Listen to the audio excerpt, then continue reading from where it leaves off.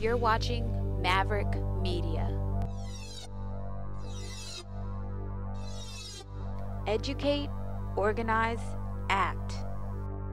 I think one of the things that was occurring to me as I was listening to Chris was that the critique of the Democratic Party is so crucially needed right now.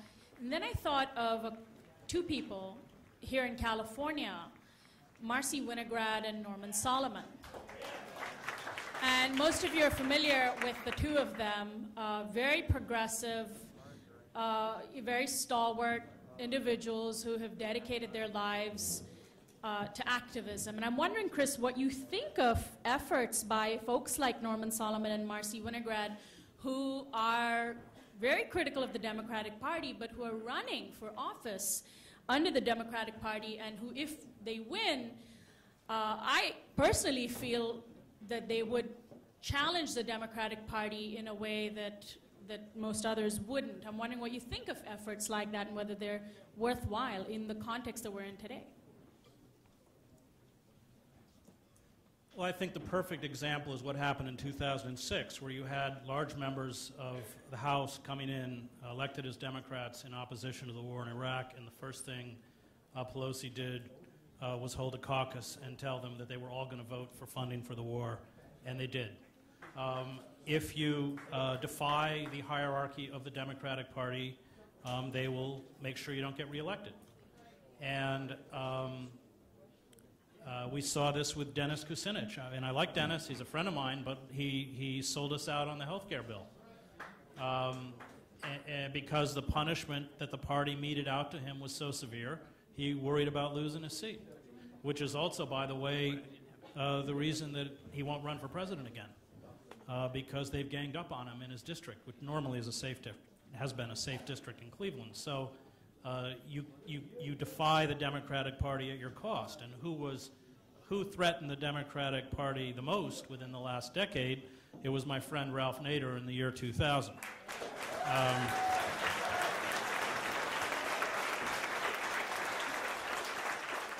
And the Democrats freaked out in 2000, and they, first of all, tagged him with this ridiculous idea that somehow, because he ran, he elected Bush. It's just factually not true. I think it was just, as Americans, we couldn't accept the fact that we'd become a banana republic. They invalidated 300,000 votes. Guess who they were? Almost all African Americans in Florida. They only recounted 2 counties and raced to the Supreme Court to stop the recount. And then the Supreme Court overturned all legal precedent and appointed Bush by fiat. So the Democratic Party, I think, and figures like Clinton and Obama serve as a kind of pacifying force for all sorts of movements and progressive groups, because while they carry out the policies of the corporate state, we keep begging, Obama to be Obama, which is about like writing letters to Uncle Joe Stalin and saying, if you only knew about all these purges in the Ukraine, you'd stop it immediately. Unlike George W. Bush, Obama is intelligent. He knows where the centers of power lie, and he has quite consciously served those centers of power at our expense. And look, politics is a game of fear. Popper also wrote in that great work, The Open Society of Enemies, that the question is not how do you get good people to rule. Most people attracted to power are mediocre, which is Obama, or venal, which is Bush. The question is how do you make the power elite terrified of you? And that's what we forgot, and something that Mother Jones and Big Bill Haywood understood. As you know, I had a series, and you were on it, about building a powerful left.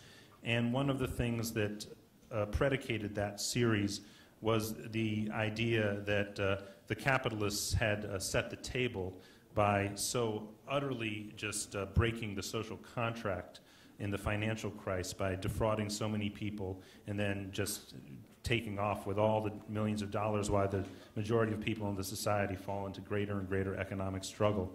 I still believe that for the general population of the United States, this represents a huge opening. That if Obama was elected on hope and change, which did, a lot of people were expressing they wanted hope and change. They went for Barack Obama. A lot of that at that point was really clearly about the disgust the general population had with the Bush administration. Right now, there seems to be palpable disgust with the current economic order and the political order across the society. Your thoughts on that as a real opening for the kinds of social transformation that you talk about?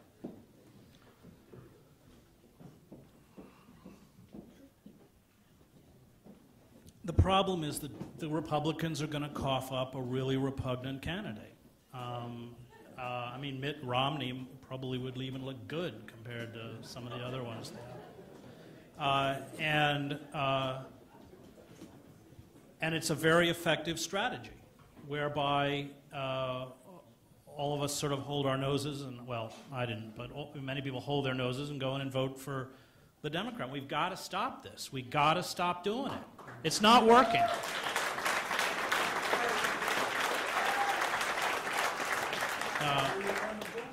And that's going to take a very difficult act of public defiance on our part, where we step outside the mainstream system. And of course, voting is a fairly minor part. I just had lunch in New York with Father Daniel Berrigan, who'll be 90 in a couple days. And he quotes his brother Phil, who said, you know, if voting was that effective, it would be illegal.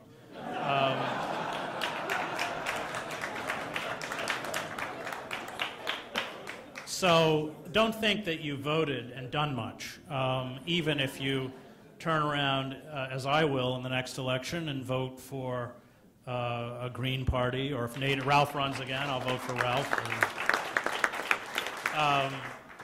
But we have to carry out acts of civil disobedience. And as my friend Wendell Berry, who just occupied the governor's office in Kentucky, said, you know, Wendell's, I think, 77, he said, you know, getting arrested is more time than I really want to donate. But it's all we have left. And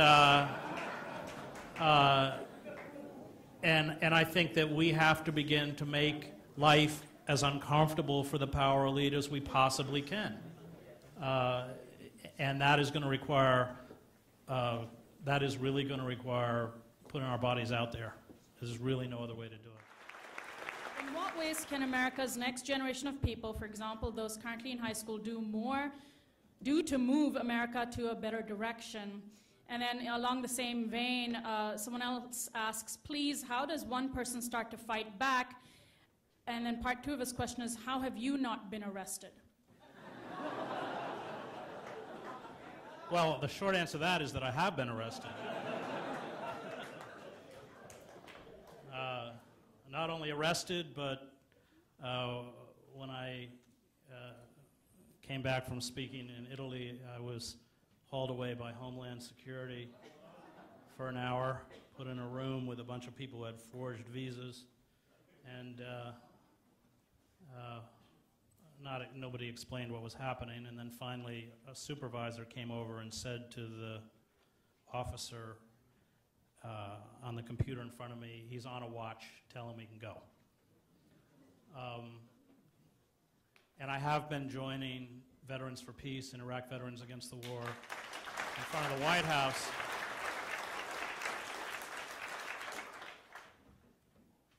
There's a reason that I'm as bleak, or my analysis is as bleak as it is. Because if we don't accept how bleak it is, we can fall into the danger of cynicism and despair. We have to understand what we're up against. I was a war correspondent for 20 years, and we didn't use words like pessimist or optimist. We made a very cold calculation or analysis of what the weapons systems were at the end of that road and what the capacity of those systems were to do us harm, and then we proceeded. And we can't talk about hope if we live within an illusion. we have to understand, we have to be very cold and calculated about what it is we're up against. And how, in many ways, because our radical movements were destroyed, we're almost beginning from scratch. And that's the danger, you know, which I refer to Alan's question. The problem is that the working class in this country has been robbed of the very language by which they can describe the reality they're undergoing. And the rage, and it's a legitimate rage, the feeling of betrayal on the part of working men and women, is one that has been co-opted by these proto-fascist movements, while the liberal class still speaks in the dead words of policies and issues. And we have to begin to recognize that that rage is legitimate, and that that anger is legitimate, and that these people were betrayed.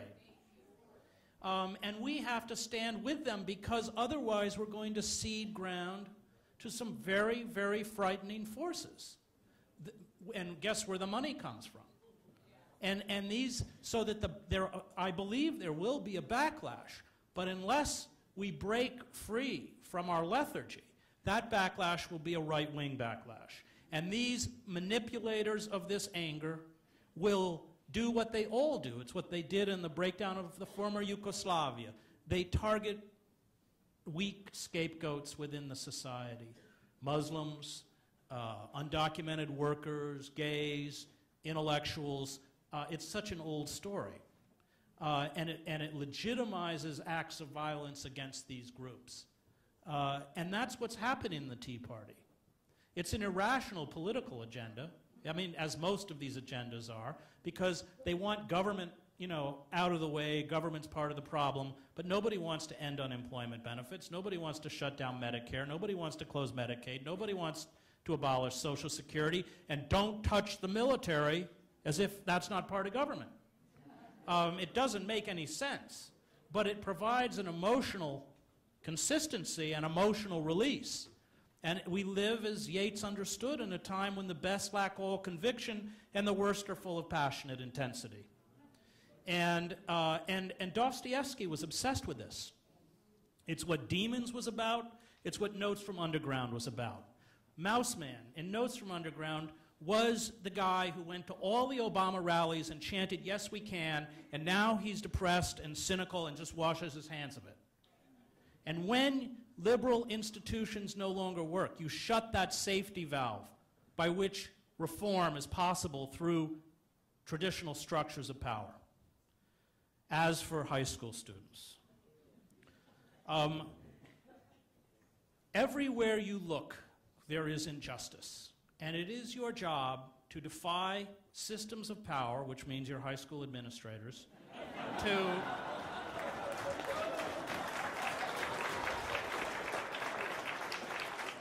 to challenge those systems of justice.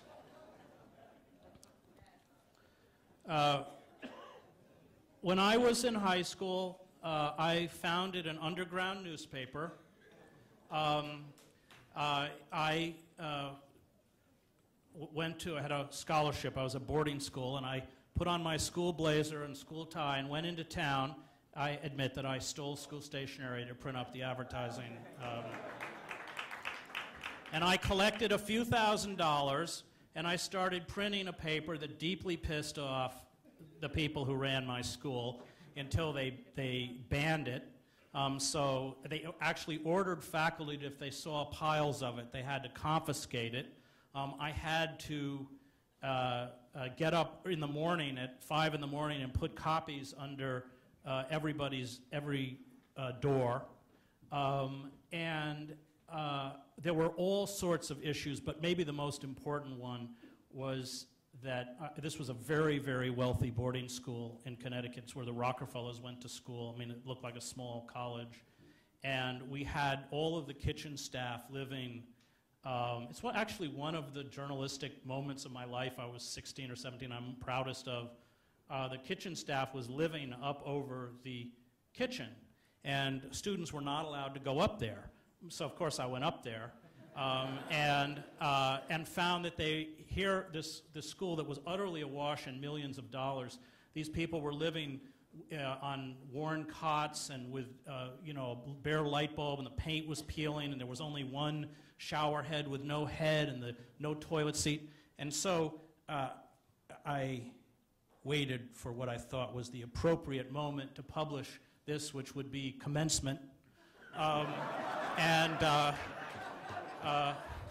made sure that copies, I actually had my parents out there handing out copies. I figured the school wasn't going to rip them out. My dad was wearing a clerical collar, so I thought gave me like some protection. And so I shamed the whole damn school, because every parent and trustee got a picture and a copy of how the kitchen workers were living. And the trustee board, after the commencement, actually went up and looked at it, and they renovated it over the summer. And when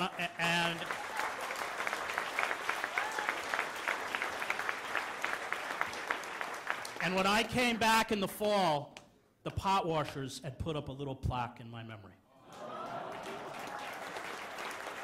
And you know what? It's like, life doesn't get any better than that. It doesn't. You know, they actually managed, I'll tell you another part of that story. Now the whole administration was gunning for me. I mean, any way they could, and they were just dying to get me. And I was running first they called all my advertisers and said that I wasn't an official school publication. They should demand their money back. And then I just became really scarce, so they couldn't find me. And then I thought I was in New York, and somebody handed me a handbill for a massage parlor, which I printed along with the ads in the back of the newspaper, and that's when they got me. They called me in and put me on probation. I graduated on probation. But anyway, they'll always get you not for what you do. They'll find, you know, something that, but there, you know, everywhere you look, there are injustices, including in your high school, and I, you know, I've always fought it. It's a kind of personality type, and I've always found it thrilling and exciting and great, and it brings that sense of being alive. It gives a sense of passion. So I don't know the details of your environment, but I'm sure you do, and I encourage you all to create as many problems as possible. If the Republicratic, thank you, party will not support our civilization, how can we effectively change without civil war as in El Salvador? And I suppose the thing I would be very interested in is your thoughts on your commitment to pacifism. Oh, and the same theme also, if the goal is to, as you say, make the power elite afraid of you, wouldn't groups like Veterans for Peace and Veterans Against War be more effective if they came to demonstrations armed to the teeth? Why don't you take that and then... I'm not finally a pacifist. I lived in Sarajevo during the war when it was being hit with 2,000 shells a day, constant sniper fire, 4 to 5 dead a day, 24 wounded a day. 45 foreign journalists were killed when I was there. We knew what would happen if the Serbs burst through the trench systems around the city. They would do to us what they had done in the Drina Valley, which is slaughter a third of the population and drive the rest into refugee and displacement camps. I understood why people picked up a weapon in Sarajevo. I was incidentally in El Salvador. I covered the war there for 5 years. I understand why landless peasants, dominated by a corrupt oligarchic system, which owned 60% of the land and made people work as day laborers and fincas, would pick up a weapon. In fact, the war in El Salvador started after a peaceful march in 1979. Treasury police set up machine guns on the roofs of buildings in downtown San Salvador and slaughtered people. That's how the war started. So I get it. I mean, certainly I understand why Native Americans picked up weapons. And yet, I also know that once you embrace violence, you become poisoned by it. And that for me, violence is always tragic. This is a constant debate I have with Derek Jensen, who some of you may know. I think Derek's analysis is right, but I think Derek romanticizes violence, and I've told him this, in the same way the power structure does it. Violence is deeply corrosive, and it's why the initial defenses in Sarajevo were organized by the gangster class. Violence always propels those who have a penchant for violence and an access to weapons. And so I understand that there comes a point when you should not accept inevitable annihilation. But for me, you know, that is a descent, you know, as Nietzsche understood, it pits your monsters against their monsters. If Iraq veterans against the war came to Lafayette Park armed to the teeth, I can assure you that Homeland Security, the CIA, the FBI, and the 18 intelligence agencies in our government would not be happier. That's just what they want. That is not going to work. Look, you know, will we descend? Corporations know only one word. It's more. They know no limits, and the normal mechanisms by which they were restrained are broken. So they will push people, and they may inevitably push people to violence. You know, at that point, it becomes, you know, a cauldron of evil. Several folks asked about the Tea Party. One just literally said, Tea Party, question mark. Then this person has elaborated on a question about the Tea Party. Why isn't there a far-left uprising like the Tea Party who could take over the government and make real change? If the rebel goes against the capitalist order and lands themselves in jail, aren't they going to lose power? If one is beaten up by the machine, there would be no power left, i.e., how is there power behind bars? And then here's an interesting one. I've often wondered, aren't the Tea Party people also angry rebels? Aren't they common people like us? Why do they not feel the pain we do? Yes, instead of being educated by Hedges or Chomsky, they get educated by Glenn Beck and Sarah Palin, but why do you think they do not feel our pain? They don't feel our pain because we, as the traditional elite, betrayed them. We continue to talk about a concern for the working class while we supported power structures and political parties that thrust a knife into the back of the American working class, which is why they don't trust us on the issues of the war. In 1994, when Bill Clinton passed NAFTA, every single one of us should have turned our backs on the Democratic Party, declared them as our mortal enemy, and stood with labor.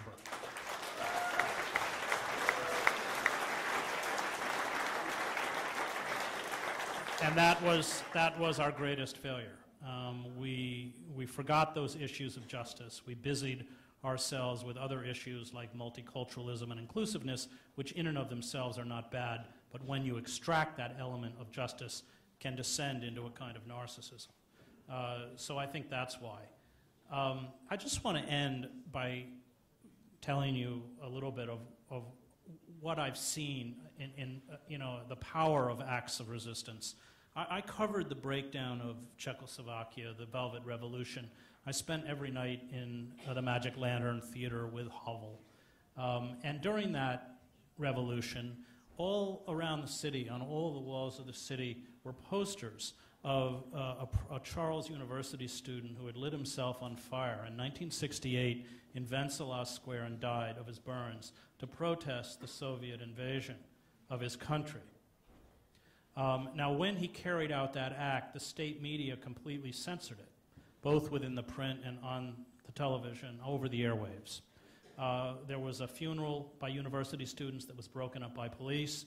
When his grave became a shrine, his body was dug up, cremated, his ashes were given to his mother, and she was told she couldn't bury them in a cemetery. And yet, by 1989, his act of defiance was everywhere. 3 weeks after Havel became president, he renamed Red Army Square in this student's honor, and 10,000 people showed up. I stood in Wenceslas Square as Czechoslovakia's most famous singer, who had sung the anthem of defiance as the Soviet tanks rolled into Prague, walked out.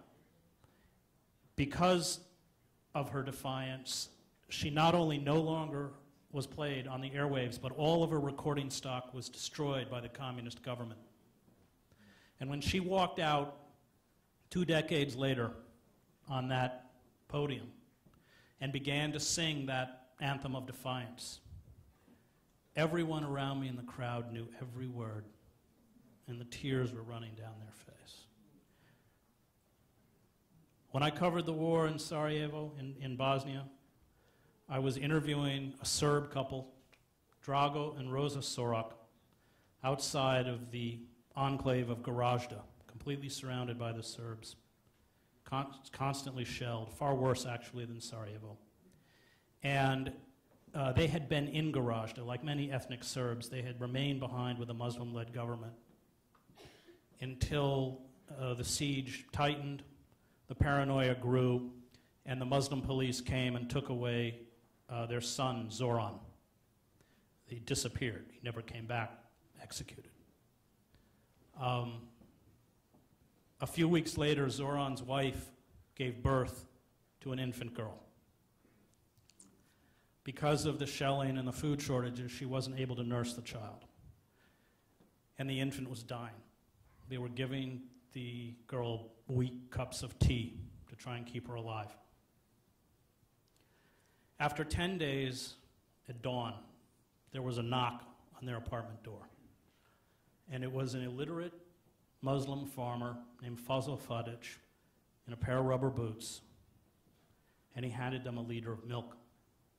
Now, a liter of milk in Gorazda during the war was worth a lot of Deutschmark. Fadic had 3 brown and white milk cows that he could only milk at night because of the sniper fire. And he came back the next day, and the day after that, and the day after that, and the day after that, until all of the Muslim neighbors in the apartment building knew what he was doing.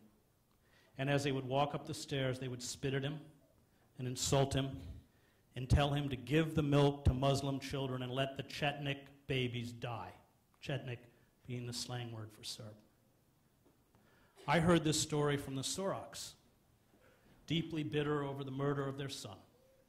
And when they told it to me, they said, "And yet it is our duty to tell you that not all Muslims are bad."